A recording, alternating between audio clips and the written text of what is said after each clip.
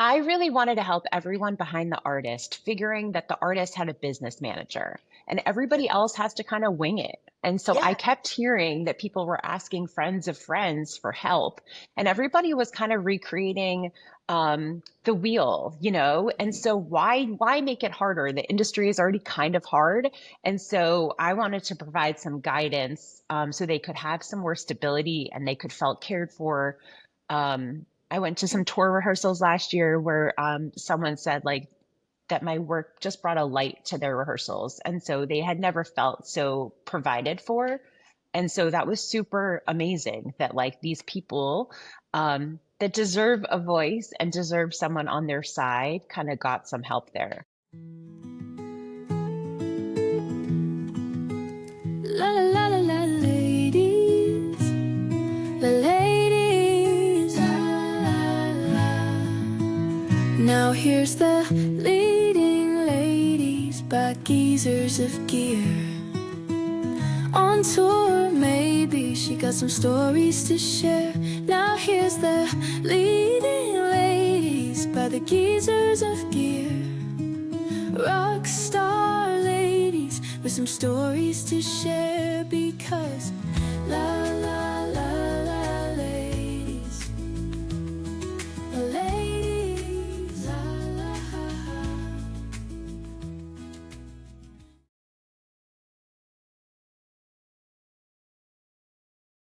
hello and welcome to Leading Ladies with me, Sarah Burney.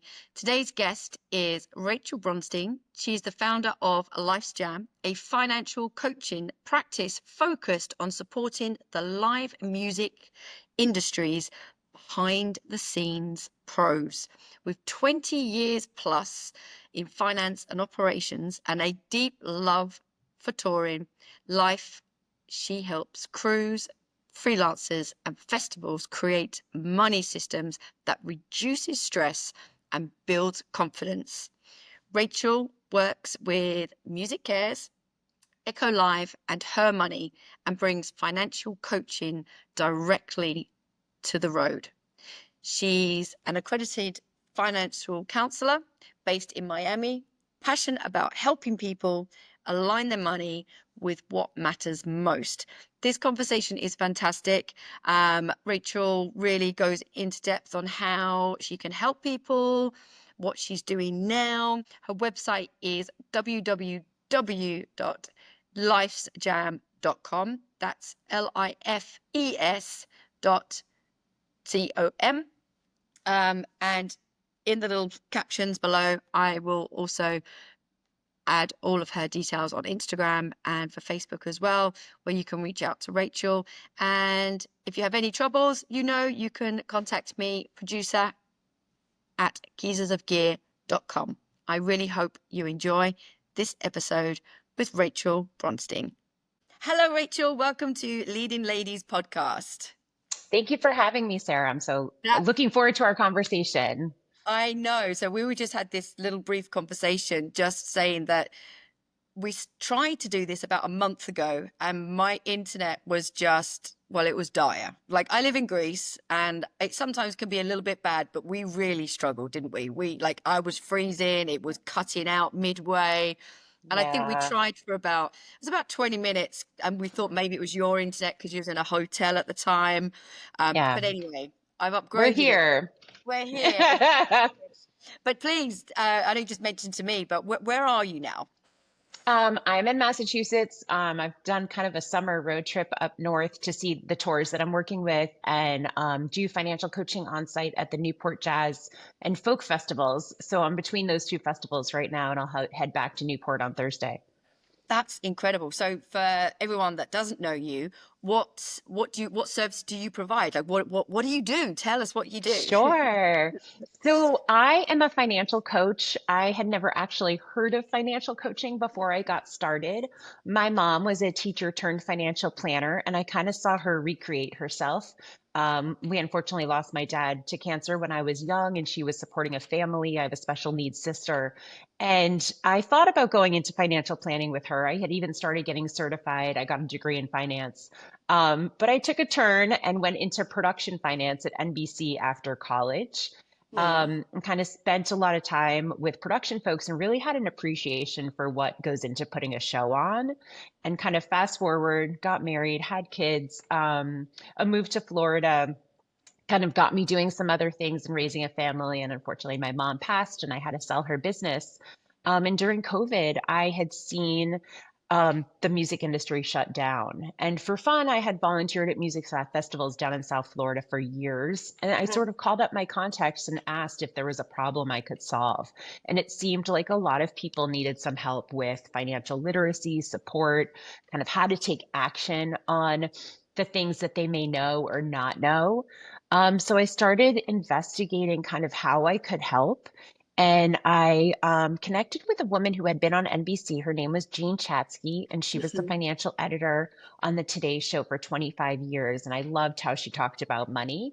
And she was looking for coaches, and we kind of had some nice conversations. And she was telling me about financial coaching. And so during COVID, I went and became an accredited financial counselor and started coaching for Jean and kind of helped grow her business, which was doing financial coaching for women. And I told her at the same time I was growing my music business because I had kind of hung up a shingle and tried to see if I could help some roadies. Um, Kind of paired off right away with the roadie clinic, who was super generous in connecting me with some folks that I could help as I got started, and kind of has taken off from there. And so last June, I went full time into Life's Jam, and I've been working with tours. I write an article for PLSN magazine. I also started the MusiCares financial coaching program last year, where people in need can get help. So they can get 6 sessions with a financial coach, myself and others included now. So I'm just So like that's really amazing because I proud. wasn't quite sure. Like we're obviously with the financial coaching, like it is for roadies. It's for, it's not necessarily for like the accountants that are working that need help within the production. It's for us. It's for the people that work. Yes. I really wanted to help everyone behind the artist, figuring that the artist had a business manager and Yeah. everybody else has to kind of wing it. And so I Yeah. kept hearing that people were asking friends of friends for help, and everybody was kind of recreating the wheel, you know? And so why make it harder? The industry is already kind of hard. And so I wanted to provide some guidance so they could have some more stability and they could felt cared for. I went to some tour rehearsals last year where someone said like that my work just brought a light to their rehearsals. And so they had never felt so provided for. And so that was super amazing that like these people that deserve a voice and deserve someone on their side kind of got some help there. And there's, of course, other organizations doing different kinds of wellness Yeah. types of things also. But I mean, I think the financial side of things, I mean, it was Cara Kemp from Echo Live. She's the lady that connected us. Cara's wonderful. And Amazing. he was like, you'd be amazing on the show now, just to explain it. LightSwitch is a collective of award-winning lighting, media, and visual designers committed to changing how people experience the world. For more than 30 years, we have been practicing pragmatic design. At LightSwitch, we believe it's our responsibility to keep our clients' creative, logistical, and financial objectives in balance. LightSwitch's range of expertise is extensive, from working one-on-one with clients and artists to multidisciplinary teams collaborating on all visual aspects of temporary and permanent projects. LightSwitch creates unforgettable moments and powerful experiences. We celebrate our team, clients, and all of our industry's diverse and talented people. As a part of our commitment to inclusion in all aspects of entertainment and experience design, LightSwitch is proud to sponsor Leading Ladies.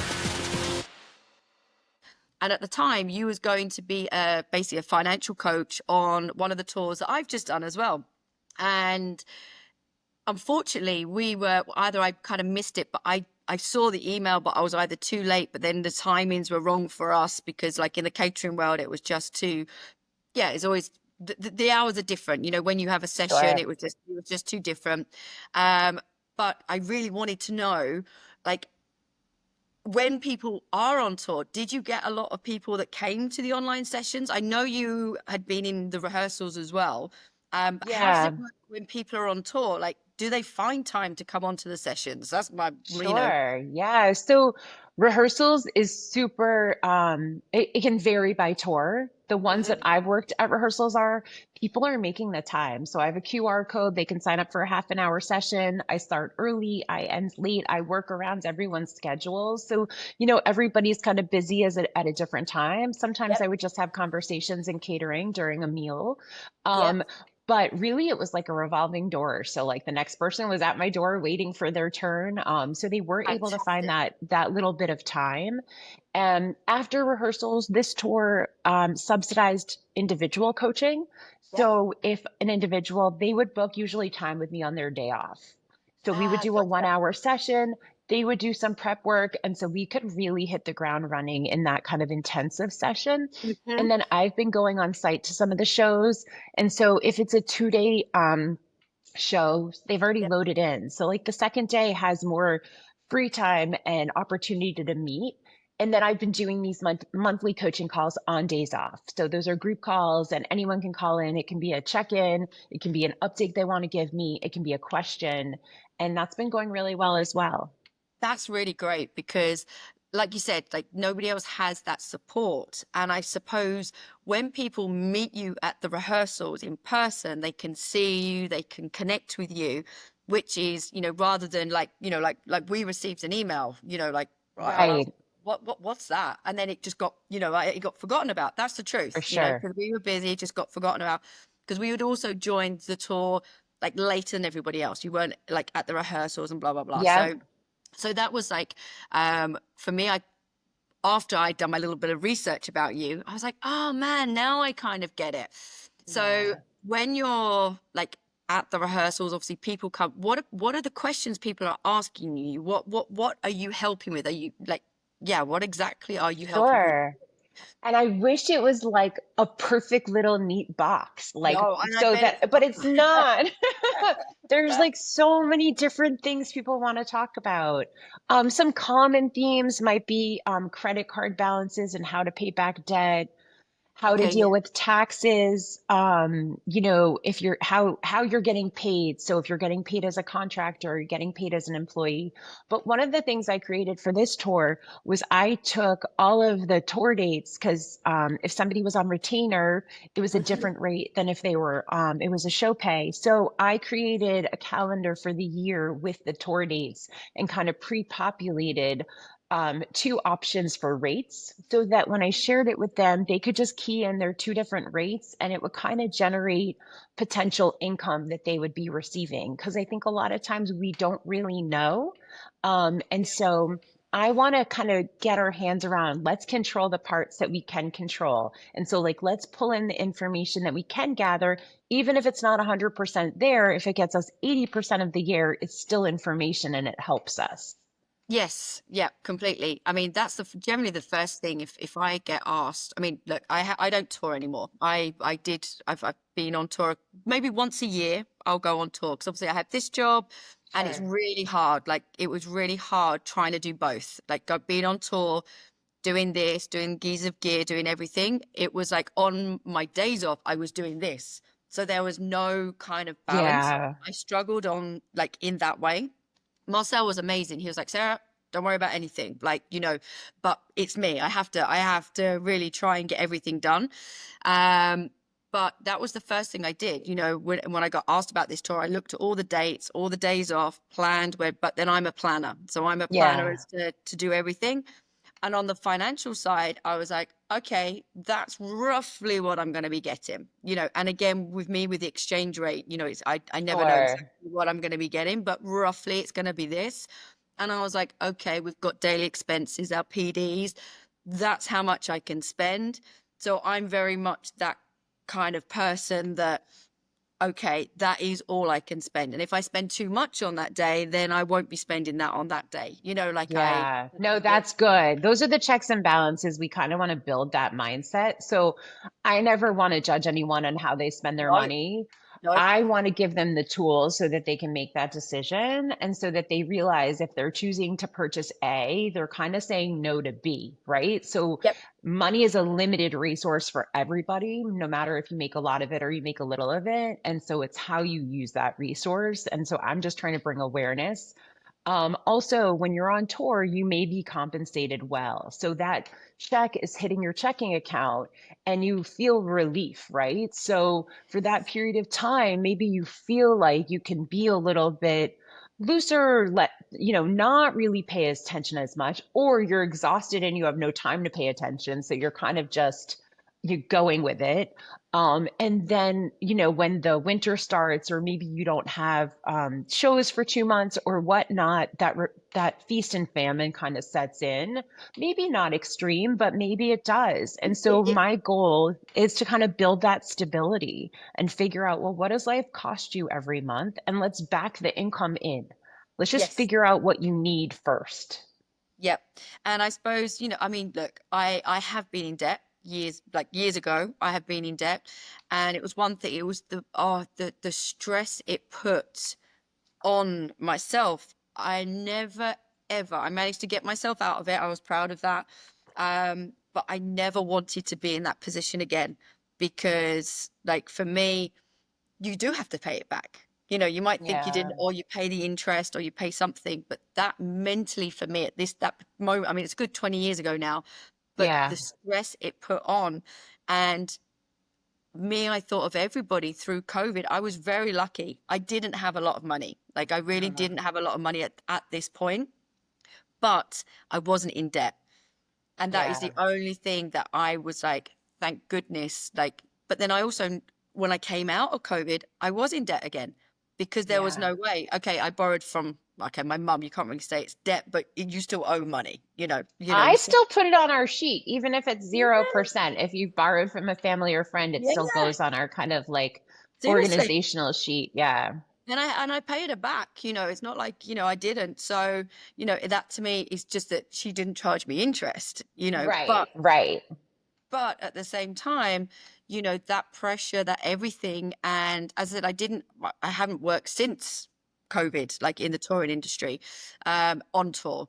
So we know it's good money, but you're right. It's very easy to spend that money. It's very easy to be on tour and, you want to do something, or even paying a round of drinks. I mean, in a hotel, we get put up in Yeah. great hotels and you buy these rounds and you get taken away. You're like, oh yeah, I've got the money, you've got this, but maybe we don't actually have the money. Right. Well, you have the money in the moment, probably in a Yeah. lot of cases. But what you haven't thought about possibly is like what you needed those funds for in the future. So we get a dopamine hit when we spend, and we Yeah. don't get that same feeling when we save. So when we delay our gratification, it's like just not as exciting for most people. Now, some people love looking at their savings account, but for the most part, Yeah, I do. spending brings us joy. It can. And so, first of all, I have a little saying. It's not my saying, but I use it. It's called HALT. So, don't make a purchase when you're hungry, angry, lonely, or tired, which is Ooh. probably a lot of touring. Yeah.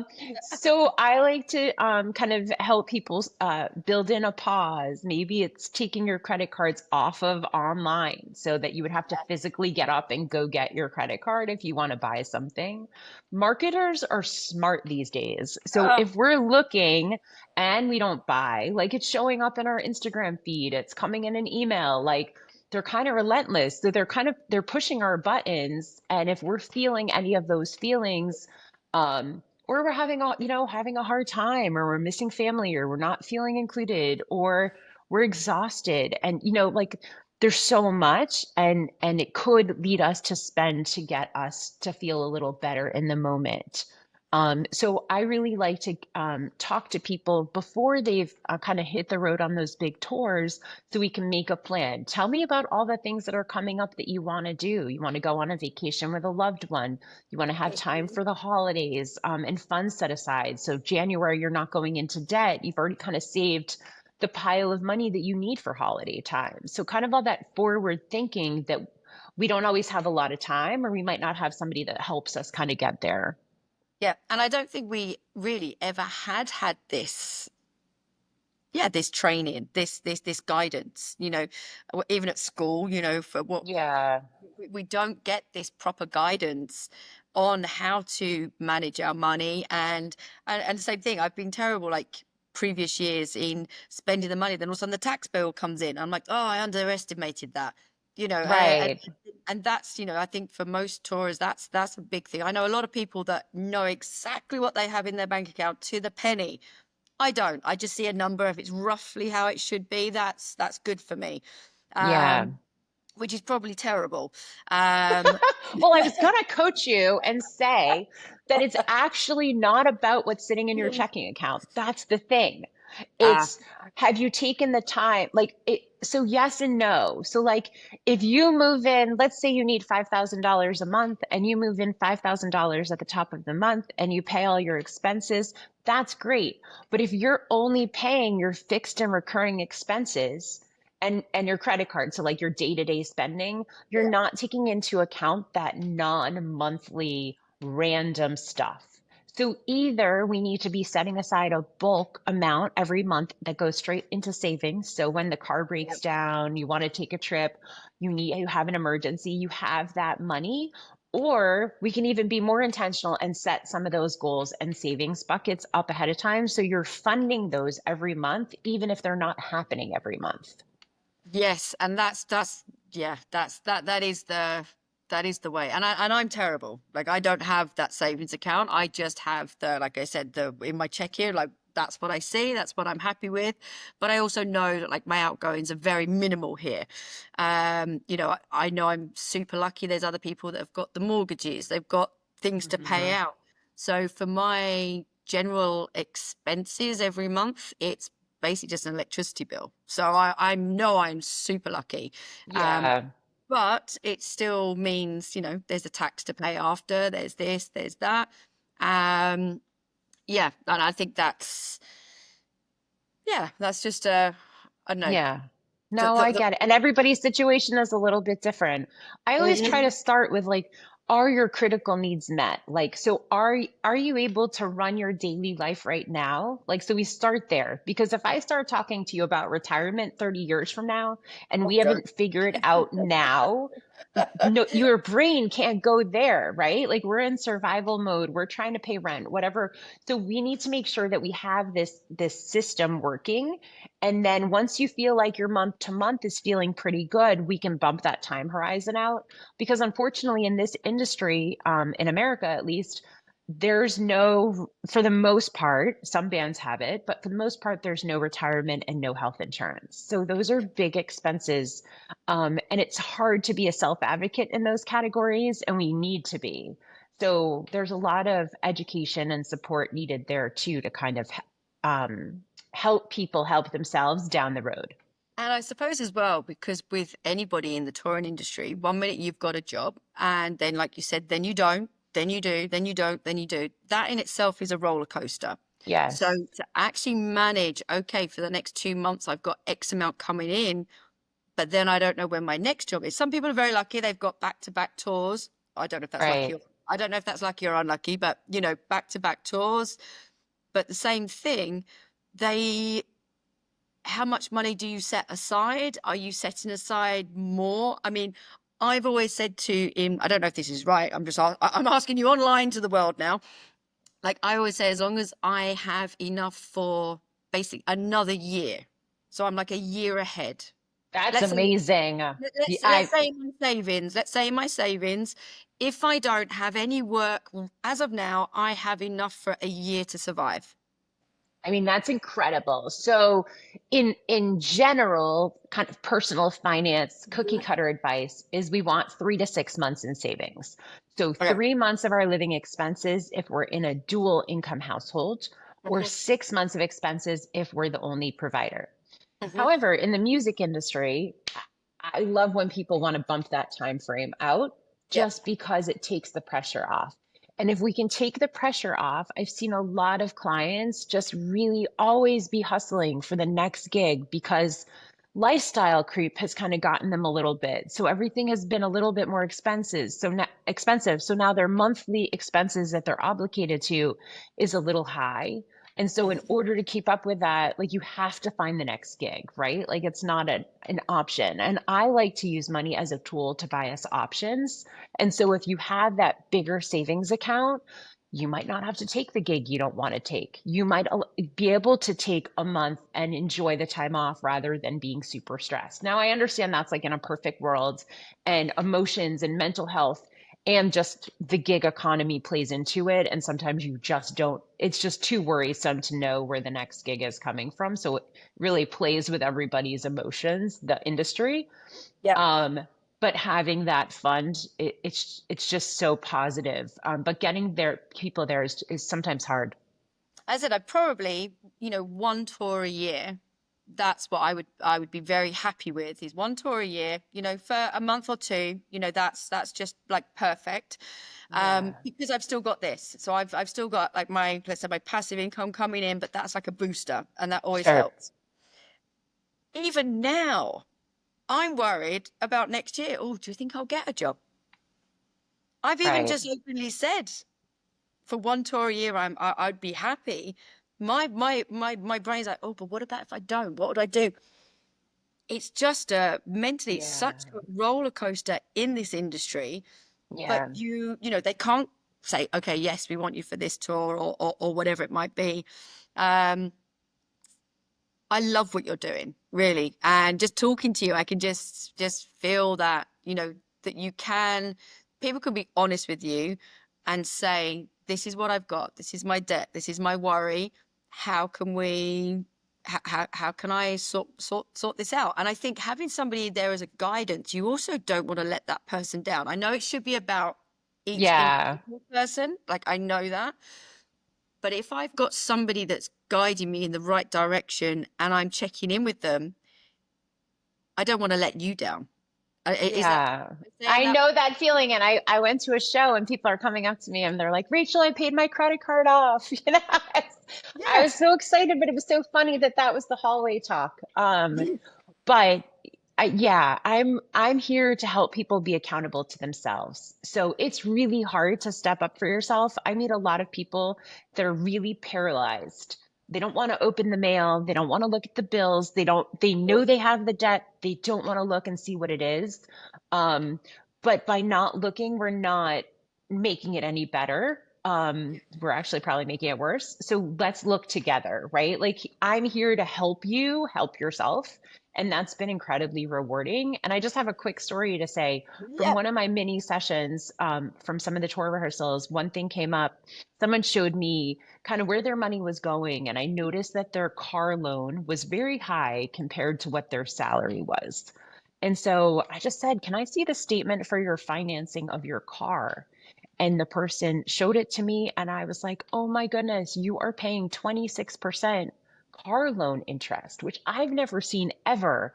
So, back in the day, you could get 0% financing. Nowadays, you're talking, maybe 4 or 5%. And then if your credit score is not great, maybe you're in the 13% or whatnot. But I've never seen 26%. And I don't know if this person, got talked into an introductory offer and they said, I grew up in poverty. Nobody showed me the way. My car died and I needed to go get something quickly. And so during the session, we were able to refinance the car loan for 5%, and we saved $30,000 over the course of the loan. So I was like, oh my goodness, like Oh my in goodness. just a 30-minute session, like I couldn't believe it. And so that makes it all worth it. Like, even if sometimes I'm not sure, to me, that is super impactful. And this person had somebody in their corner. Seriously, and just by noticing, because they didn't open it, open and see and check everything. I mean, my mum's forever telling me, Sarah, look at this. And I'm like, oh yeah. And I'm one of those people, and I Yeah, am. check your interest rates. No. And if you need strategies for paying off debt, there are calculators I can send you. So if you want to try to do it on your own and you just need something, please feel free to reach out to me Yeah, because no, I'm that's what I said. happy. I think I learned a lot through, no, it was through COVID, and that it was that I want to make sure that I'm good for a year. That was always what I came out of COVID Yeah. knowing. And even now, I think I mentioned to you the last time when we kind of tried to have a chat. My motto for my life is wanting isn't the same as needing. So for me, before I think, do I really want that? or sorry, do I really need that? Is it Right. just I want that? And really, I mean, I've still got, really, we could do with a new car. Like my little car, it was Sure. given to me 8 years ago here. It's still running. Is it the best? For me, it is. Could we do with a new one? Probably. But I'm like, until I run that, I look after it, all the rest of it, we don't Yeah. need it. We don't need it. We Right. want it, but we don't need it. We've got one. And right. And that's a good example of that. Another way that I look at it, and it's not quite relatable with that example, but with Mhm. eating out. So a lot of people, a lot of money goes to food. And Mhm. so rather than it be a want and a need, I learned from a behavioral economist that behind your feelings of want, there's actually a need. Okay. So if you want to go out to restaurants and be there and have the meals and all of that, do you really want to spend the $150 at the dinner? Or is there a need that you're trying to fulfill? And that need might be socialization. That need might be, I'm on tour all the time and I'm secluded and now I want to be out and with people. And, so if you can kind of figure out what the thing is that you're trying to satisfy, there might be another strategy for getting there. So Yep. rather than spending the $150 on the meal, is it that you do when you come home, like four of you go out and reconnect? Could you do a potluck? Could you turn that into exercise or an activity that, is taking care of your self-care and satisfying kind of the socialization? So kind of figuring out what's behind that and kind of addressing that can sometimes help us I am curb. 100% behind everything you've said just then, because for us, same thing, we live in like small house in a local village. And sometimes I get like, oh, I need to go out. I need to go out. And, that's when obviously we go out. And recently, because it's the summer season here, lots of people, they're working in the restaurants, the bars of this. So where do we go? We go to see them in these places. Okay, so we eat, we get normally a good price. It's cheaper here than America. Right. Yeah, no, it is. But now, even here, I mean, yesterday we went out and we had a Greek salad, but it was so big with this big chunk of feta. And I looked at my husband, I said, we can't even buy these green ingredients for less than that just cost. It was €6 for this Oh big my Greek. gosh. I Wow. mean, it was crazy. Here in Greece, you buy a chunk of cheese now, it's like €15. I Hmm. said it's cheaper for us to come out and eat and actually do a little bit of socializing than it is for us to cook at home. Okay, Yeah. we do cook at home as well, because it's obviously, I'm not saying that it's cheaper outside, um but then I realized that it was just I needed to get out. So we do a lot Right. of walking anyway. And I said, well, why don't next time, we just go for a walk, we have a coffee, we do this. So it's changing exactly what you said, your need. You don't necessarily have to spend the money. You can find that balance. You've just got to work out what it is your You're desires trying to really. fill. Right. Yeah. And I mean, I always, again, for many years, the way that not just in the touring world, but the world in general, and people working, we're working so fast that these damn mobile phones are just zapping our brains for, okay, I'm going to flick and, not sit down and read a book. And Hmm. instead of reading a book, because that does take time and people are generally too tired, like, oh, maybe I'm too tired to read the book. So they go watch a movie. Yeah. And so we're changing. We, for me, it's just taking a slower pace if we can. We don't have kids, so my friends with kids, all the rest of it, I see them, and sometimes I can see the struggle. Because you've got to keep keep up with everything Yeah. and still have time for yourself. And that's when people go to buy things. For my opinion, people go to Yeah. buy things, they go to the shops, they buy a new outfit, makes them feel really good. Um, then it fades. Especially, yeah. And I've seen it when people come home from tour. So I've seen people overspend in housing because tour doesn't provide stability, but their home does. And Yep. so they feel that even though they're not in their home a lot, that that gives them a sense of stability, which they need. But it's funny because it costs a lot of money to not Yep. be in it, right? And then if you buy furnishings for it now, so I've seen people be creative there. I've also seen people put a lot of money into their cars. Again, I'm working really hard. I deserve this, right? Yep. So they want to have something to show for it. And so if you can, again, not judging, just No. trying to reveal what's kind of going on, and can we come up with other ways for, you to feel confident and secure and loved and, proud of yourself and rewarded and all of that, right? But I just want to make sure that we're checking kind of the other boxes of financial wellness. And then if there's leftovers, by all means, right? Like we don't need all of it to go into savings or for bills, No. but we just need to make a plan. Yeah, and finding that happy balance where you can spend a little and you're saving some and you're paying everything, so you are above. And I know, again, I'm not judging, but I know a lot of people that are still in a lot of debt, and I often ask them, but how, when you're always touring or you're always working? And Right. they will be like, well, we've got our house to pay for, we've got this to pay for, we've got that, and I still want to do stuff because it's the first time I've been to, I don't know, say New York, so we want to Sure. touristy things, and I'm not going to not do it. And I understand all of that, but it's that trying to being in the red really, really messes with your brain. But then Yeah. I'm also one that, so I left home at 18, and Wow. so like to travel. So I've always wanted to travel. I left when I was 18. I haven't actually been back to live. I'm 45 now. I've never been back, but for the best part of, let's say 20 years, 20 years, I really didn't have anywhere to live. I was always hopping from places, or people let me stay places because I was always away, and I didn't see the point in paying money for rent or for anything because I wasn't there. Yeah. As soon as I put down a little bit of roots, I mean, it was later, I felt brilliant. I knew even when I was away, I was going back to my home or my room that I'd rented or something. And Yeah. it really did, the difference of that was amazing. So if you have lots of people that, they're doing the same kind of thing, but maybe they have got the money to go buy a nice house, or, then you're going to want to do it because, like you said, you deserve it. You deserve that, the niceties when you come home.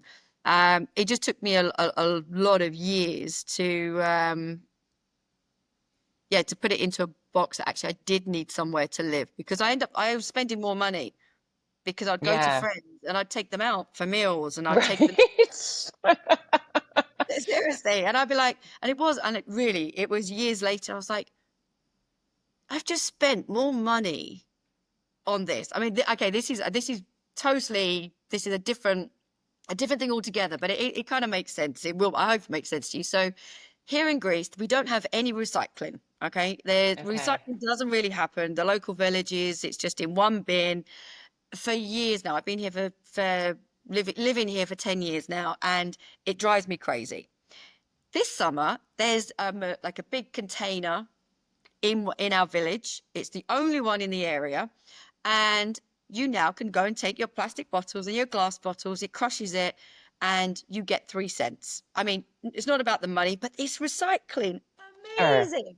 So me and my husband, we said, okay, why don't we actually, like, our next door neighbors, they haven't got a lot of money, and they were going round like collecting, like they came to us, the two little girls said, oh, can we take your rubbish? I was like, brilliant. They've, again, a little bit of, like, I don't know, incentive to recycle, but also they wanted the little 3 cent for the bottles. Sure. And the kids. So I said to my husband, I said, why don't we collect, from our friends' tavernas and bars, because we go there, we'll collect the bags, and we'll take them back. Yeah, brilliant. Anyway, we've been doing it for about a month, and it was this morning. I haven't really asked, how much, this man next door gets. And he went, oh, he said, all that, there was big sacks of the plastic bottles. He said, oh, he got like 15 euros. I said, €15. I said, I know we're doing it for the environment. I said, but seriously, my love, I was like, we spend more money going to the tavernas to have a coffee, to collect their rubbish. I said, by the time we've driven there, you know, we're seeing friends and we're thinking we both thought we was doing something nice. We thought we was doing something Right. for the environment. We thought we was helping spreading the word to our friends. Recycle, it's a good thing. Some people Sure. some people still haven't cotton on. Even this last month, we go there. Did you recycle? Oh, I forgot. I just put it in the bin. So we were trying to get more people to do it. Right. Right. But honestly, I said, by the time we bought a coffee, by the time we paid for the petrol, we've come back here. This poor man next door is like, anyway, I said, I'd rather give him €50 a week. That's really funny. So anyway, And back to your story about the housing, like, so when I talk to people, I think if we did grow up and had some kind of financial knowledge, one of those things were, you know, we need the house, check. We need the car, check. So like we go down this list of what we're supposed to do. And mhm, I think the touring industry has room for thinking outside the box. And so being creative and not having to check the list. And so I like to really talk to somebody before we even get into numbers about what matters to you. So, like, where mhm, do you want your money to go? Do you want it for things? You know, do you want yep, it for experiences? Does family matter? Does, you know, what matters? And then when we can kind of pull out your top few priorities, we can look at your money where it's gone. And you tell me, do you feel like it's gone to the places you care about? And yep, so a lot of times there's a lot of opportunity just in showing people that I don't really need to do the $150 Target run or the Amazon ordering because I get the thing and then I don't know, I don't really use it or I use it once and I'm not that happy with it. Um, and so, you know, maybe just looking at your grocery spending or your eating out category and cutting back 10% is really not a big deal. Maybe you treat your meals as we do it once a week, but it's not our default. Maybe we decide that we're going to stock our freezer with things that we love so that when we're hungry and tired and just coming home rather than ordering the DoorDash, we're going to look to our pantry or our freezer first. But we have to set ourselves up for success. So we have to have those things in it, you know? So if we know that that's a trigger and that will cause us to spend, like just thinking ahead and like kind of setting ourselves up for those things to have positive experiences. And what would you say is like, say, a small change somebody can do on tour that would make a difference and make them feel in more control of their finance? So like if you, I Yeah. know everyone's different, but just something. Yeah, sure. This one's actually easy because it's not a thing. I just want people to track their money. So it's not budgeting per se. I Yep. love having kind of a baseline. Again, what do we need each month? But if you track where your money's going, you're paying attention. And paying attention is a great first step. Yes. Yep. Yeah. So it's rather than just keeping it in the dark and you're just, and nowadays as well, it's really easy because you're banking on your phone, you've got a card, you just tap, tap, tap, and you don't really realize what you're spending. Right. They make it, And I think it is very easy, you know, to spend. super easy. I mean, same thing. The last tour, I was very fortunate that Manoli, my husband, we both did it together. So we did the tour together, but it was the first time we were traveling around Europe together. So I've been fortunate enough to go to lots of these places already, but he hasn't and we haven't. So to go there together, you know, Mhm. we'd go for walks around, we'd do everything, but then we'd find ourselves going, oh, shall we have that lunch? Shall we have that beer? And it got to one point, it was after, say, our first 4 days off, I was like, okay, we're spending the like the daily expenses money. I said, so Sure. we've saved, we've worked for 3 days, so that's in the bank. We've got today, so I don't know, whatever it was, 120 or whatever. I said, so we've got 240 if we want to spend today. Well, some places were so damn expensive we spent that, or whatever it was. We spent the €100 that we had each to spend. And I was like, did we really enjoy that? Did we actually need it?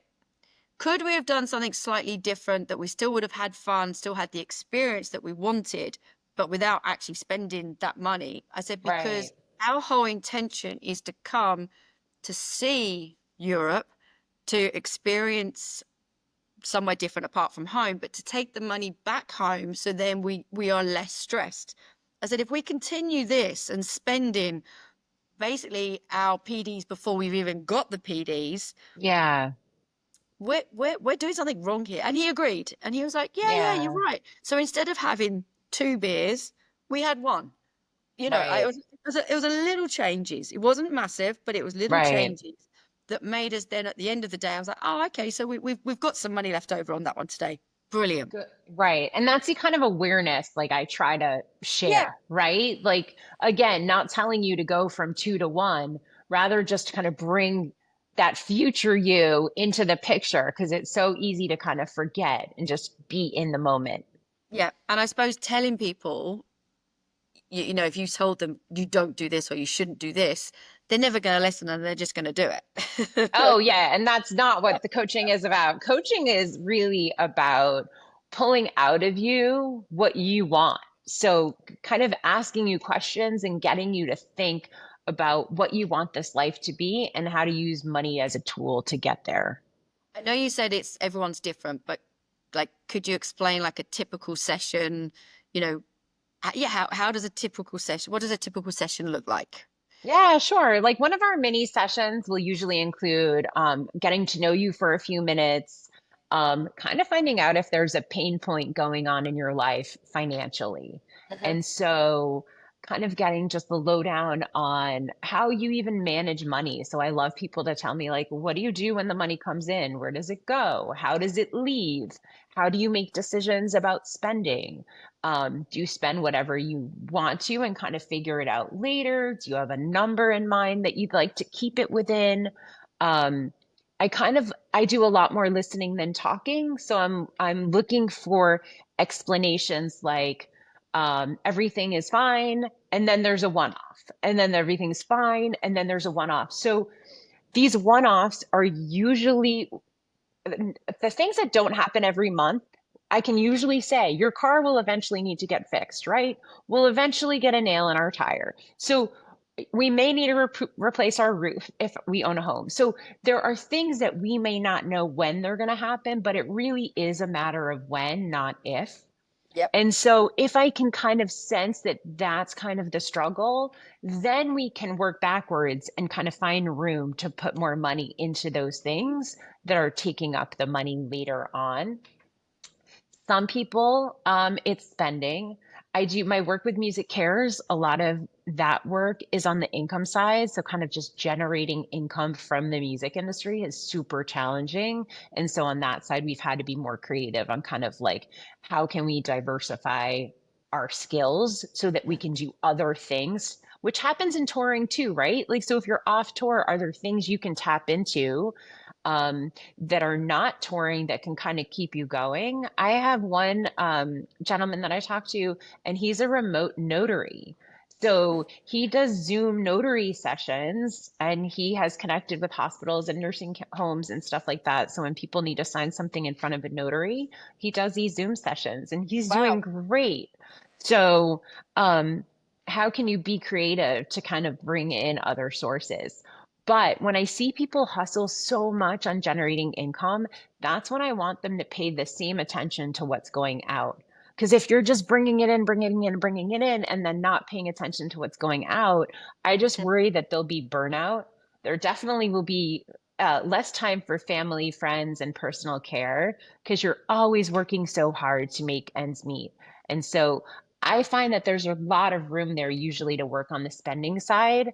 Usually we can also, in our sessions, we can usually find some quick wins.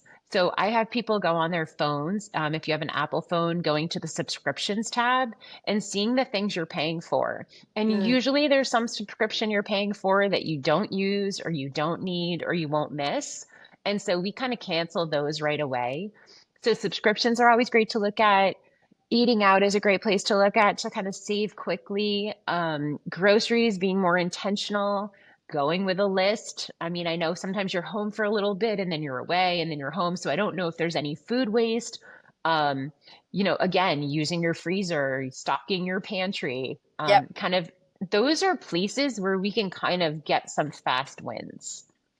Yeah. And I think that's, don't go to the supermarket when you're hungry because you just buy everything that, Right. you know, I I've been mean, guilty of that before for oh, sure. every time I'm like, damn it, not again. Right. But Right. but like say with people that are on tour, they're only back for a short amount of time, and yeah, you look in your fridge, there's nothing there. Okay, you'll call the DoorDash. And that's the Sure. extra money. Like you said, the subscription side of things. These are all, yeah, they're all things that you can probably look at and say, oh, damn it, I didn't even realize I was still paying for that. Right. Guilty. Right. Like, Totally. Here too. And then the like, other things is like housing and transportation are usually our biggest expenses. So I always like to run through the numbers with people and say, well, how much of your money is going to housing and how much is going to transportation? And is that a reasonable percentage? So if those two categories, if you've overextended yourself and those are really high percentages of your income, it makes everything else feel super tight. yep. And so I'd rather get somebody before they sign the car lease or car purchase or before they buy the home so we can actually work through the numbers about what you really need. And can you keep up with it? Right. So a lot Yes. of people say I can't plan because my income's unpredictable, but I actually say that's more of a reason to plan. Yeah. So let's estimate our expenses are high and our income is low and see if we can make it work. And if we can make it work in that situation, then if your income increases or your expenses go down, you're even in a better position. And I suppose as well, it's, you might go and buy something or get a loan on something when you have got some good income coming in, but without a job, there's no guarantee of that either. So I suppose as well, I mean, how do we manage that? So I don't Yeah, know. that's a really good point, actually, because let's say you have some good income Mm. coming in for a period of time and the bank approves you for something, Yeah. right? So just because you've been approved for it doesn't mean we should do it. And that's where we have to be really kind of honest with ourselves of can we sustain this? Are we setting ourselves up for success? Because that's what I want us to do, right? I don't want you to commit to something that you then don't know if you can keep up with. And so that's kind of where we have to there's no perfect answer. It No, depends, there how isn't. much risk you want to take on and kind of that situation. One little side note I'll say though is building your credit before you need it is super helpful because when you come to those times when you want to buy something or you need your credit to kind of get you a better rate, it's hard to build it in the moment. So it's something that we want to be working towards. We want to pay our bills on time, which is the biggest factor Mhm. that goes into our credit score. Um, there's other things that kind of go into that score, but just kind of being aware of that. And for touring folks, I always recommend that if you're not currently applying for a loan or anything that needs your credit, freeze your credit. So it's Hmm. easy to freeze your credit. Okay. There's 3 credit bureaus, and you can go on each one and freeze your credit. That would prevent somebody from taking out credit in your name, which when you're on the road, of course, we can't pay as much attention to kind of what's going on. We're not No. getting our mail, we're not home. So freezing credit is usually a good idea. I'm happy to send anyone material on that also. And I was going to say, is there any like tools or apps that you recommend for people to use, like when they're away to manage things, or Sure. Yeah. So it depends. Like I usually like that to be a personal thing because I like people to use whatever they're willing to stick with, right? yep, yep, So there's some budgeting apps like Monarch Money, which I like, another one called YNAB, but it's only good if you're going to use it. So I have people that are like, oh, Rachel, I have this subscription. I've never touched it. And I was like, okay, we need to find something that's going to work for you. And then I have another touring folk who uses the Notes app in his phone to track yeah. his per diem, and it's working. So if it There we go. works, I'm okay with him doing that. Now, there's a whole like kind of side conversation that if you're getting paid as a contractor and you're really running a music business, I Mm-hmm. would want you to have some more things in place just so that we're pulling in income into a software, we're listing out expenses, because that just makes tax times easier. So a Yep. program like QuickBooks, or if you're just kind of getting started and you just want to be able to prep invoices and maybe like log expenses, there's another program called Wave Accounting that's free. Mm-hmm. It could just be an Excel spreadsheet also. Yep. Again, I want to kind of work with whatever makes sense for the individual. Because especially when you are, yeah, when you are on tour, it's hard. You don't get out your laptop and you don't start putting in your expenses, and it doesn't. It just like Yeah. it just rolls, doesn't it, into like craziness of, yeah, just actual craziness of like, where I haven't got time to put this in. I mean, again, I know people that enter everything into a sheet or an app.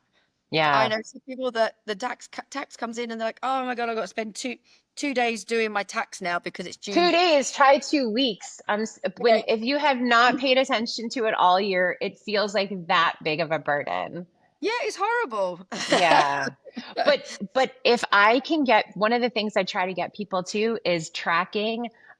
We start out even daily or every couple days, because if you have 5 minutes a day, and maybe you do and maybe you don't, but if we never Yep, let it get more than a few days behind, it's actually pretty easy to keep up with. You just need yep, someone to help you set up the routine and build the habit. And we just have to build the muscle. Just like at the gym, we just have to build this money muscle. I have people who are like, Rachel, I call Mondays my money Mondays. And that's when I work on this stuff.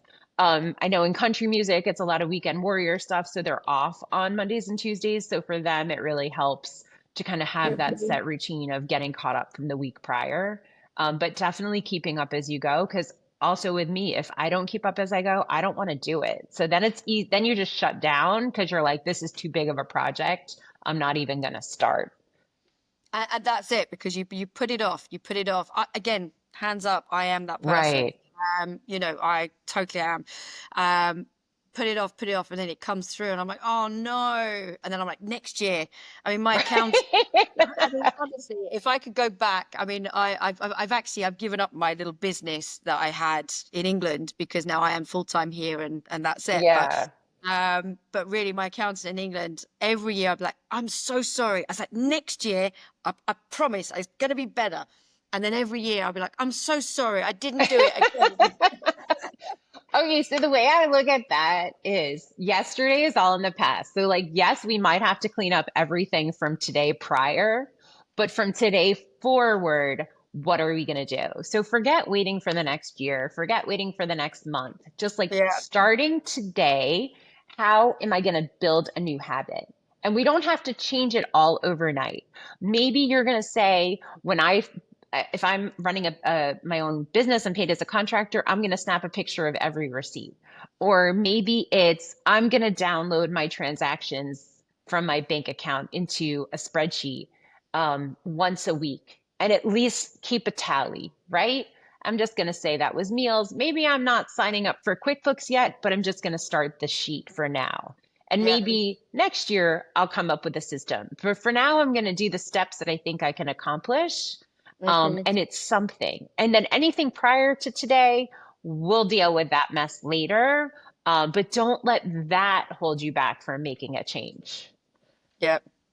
Yeah. Well, what wise words. Let's see how I get on this year. Yeah, let me know. Yeah, I know, seriously. But so you started Life's Jam. How long have you've been, so Life's Jam? How long has that been running now? Sure. I started about 4 years ago, Mhm. um, as sort of a part-time thing, while I was employed. Kind of left my full-time job, did this coaching for women at the same time as growing it, and then as of last June, full-time in Life's Jam.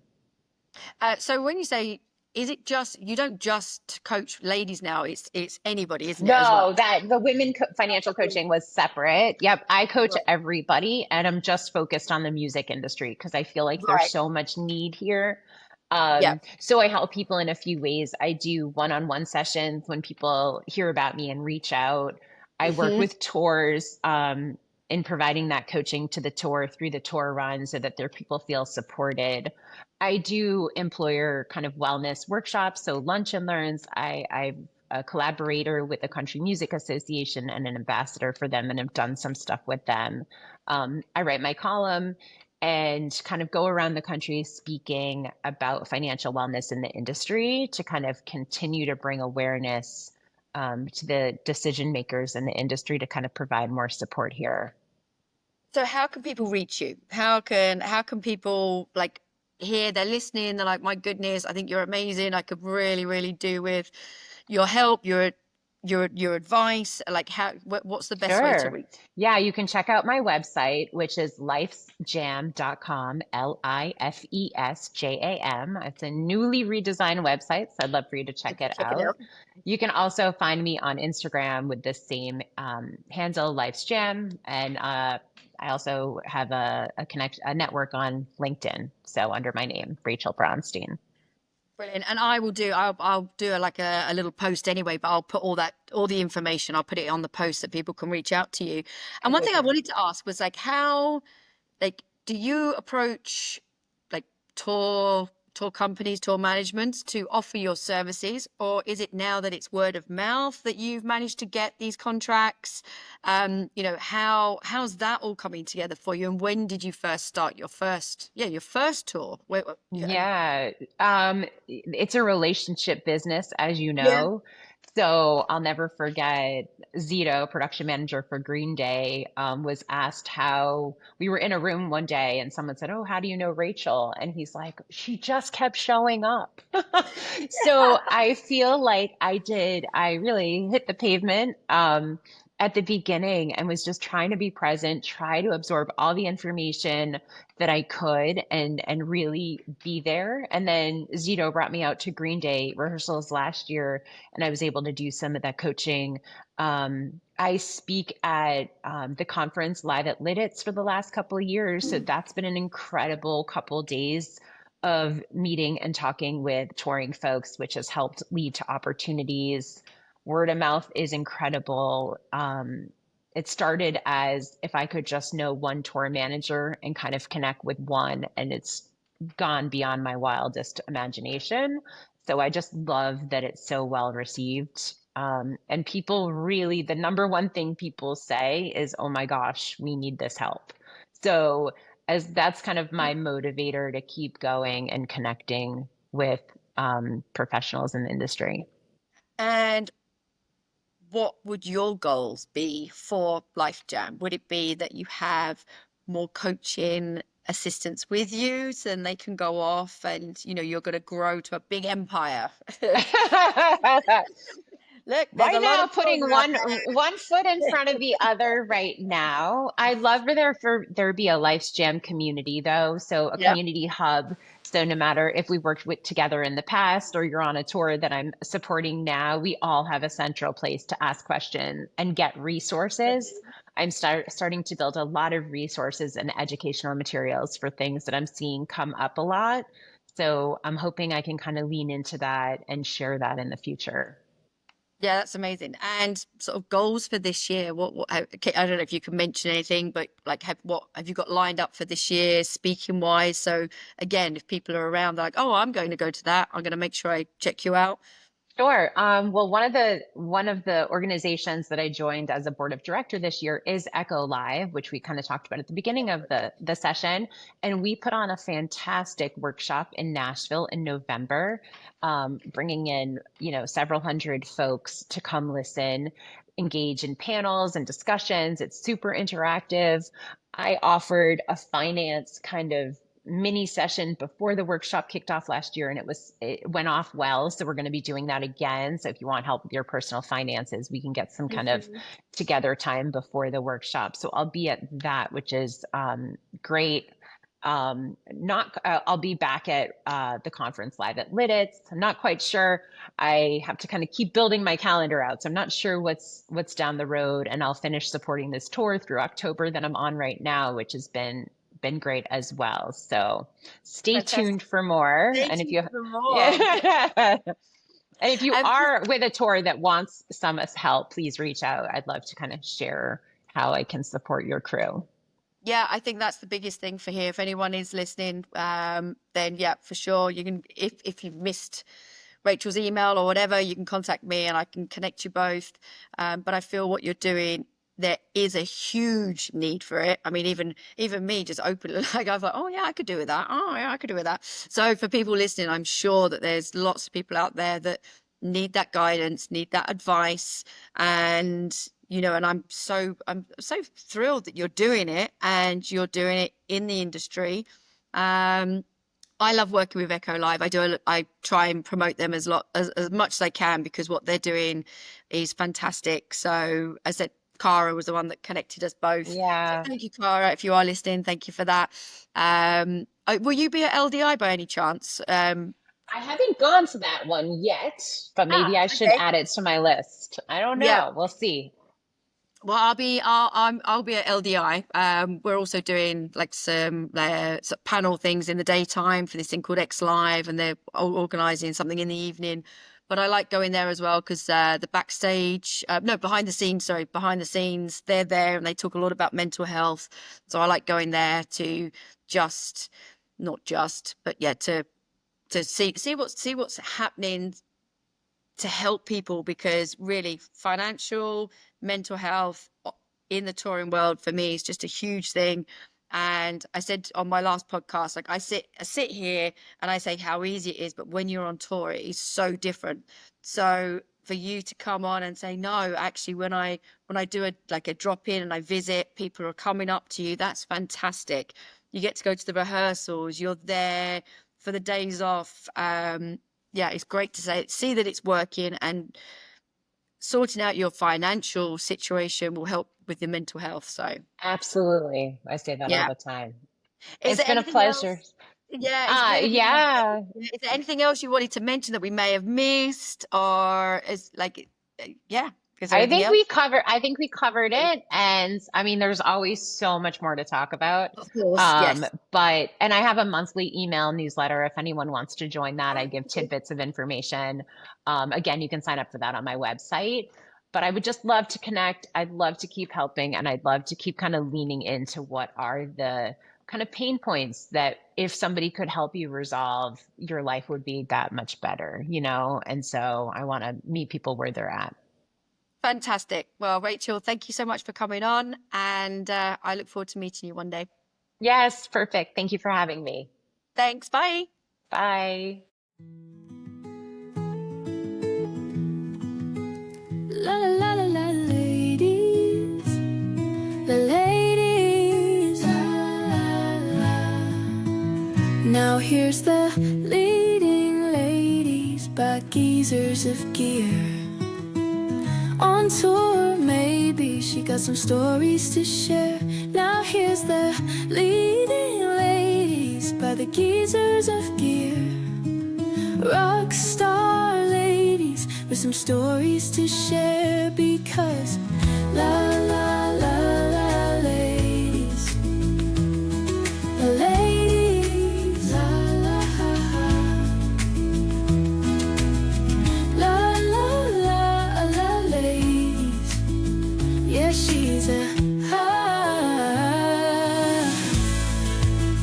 Now here's the leading ladies by geezers of gear. Rockstar ladies with some stories to share. Now here's the leading ladies by the geezers of gear. On tour ladies, she got some stories to share.